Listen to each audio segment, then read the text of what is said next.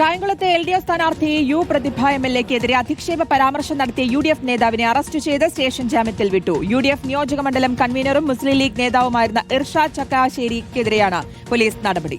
സ്ത്രീത്വത്തെ അപമാനിക്കൽ, അശ്ലീല ചുവയുള്ള ഉള്ളടക്കം നവമാധ്യമങ്ങൾ വഴി പങ്കുവെക്കൽ തുടങ്ങിയ ജാമ്യം ലഭിക്കാവുന്ന വകുപ്പുകളായിരുന്നു ഇർഷാദിനെതിരെ ചുമത്തിയിരുന്നത്.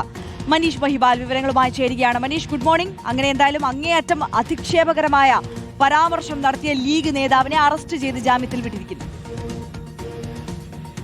കഴിഞ്ഞ ദിവസം UDF സ്ഥാനാർത്ഥി M ലിജിനു വേണ്ടി നടത്തിയ തെരഞ്ഞെടുപ്പ് യോഗത്തിൽ വെച്ചായിരുന്നു UDF നേതാവും മുസ്ലിം ലീഗ് നേതാവും കൂടിയായിട്ടുള്ള ഇർഷാദിന്റെ ഭാഗത്തുനിന്ന് സ്ത്രീത്വത്തെ അപമാനിക്കൽ, അതായത് യു പ്രതിഭയ്ക്കെതിരെ നടത്തിയ അധിക്ഷേപ പരാമർശം വലിയ വിവാദമായത്. ഇതിന് പിന്നാലെ യു പ്രതിഭ പോലീസിൽ പരാതി നൽകി. ആലപ്പുഴ ജില്ലാ കളക്ടറുടെ നിർദ്ദേശപ്രകാരമാണ് ഇന്നലെ കായംകുളം പോലീസ് FIR രജിസ്റ്റർ ചെയ്തത്.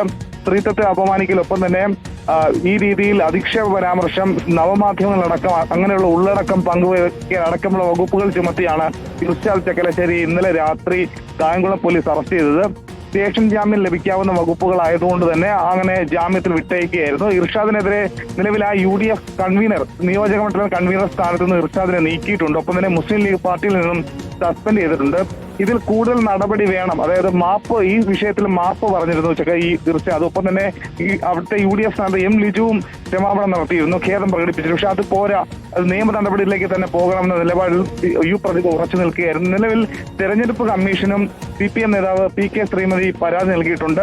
എന്താണെങ്കിലും സ്റ്റേഷൻ ജാമ്യത്തിലാണ് ഇപ്പോൾ കായംകുളം പോലീസ് വിട്ടയച്ചത്. ഇപ്പോൾ രാഷ്ട്രീയ ആയുധമായി തന്നെ ഉപയോഗിക്കാനാണ് CPM-ന്റെ തീരുമാനം. യു പ്രതിഭയ്ക്കെതിരെ കഴിഞ്ഞ ദിവസമാണ് മുസ്ലിം ലീഗ് നേതാവ് നിയോജകമണ്ഡലം കൺവീനറുമായ ഇർഷാദ് അധിക്ഷേപകരമായ പരാമർശം UDF തെരഞ്ഞെടുപ്പ് കമ്മിറ്റി യോഗത്തിൽ വെച്ച് നടത്തിയത്. ശ്രുതി.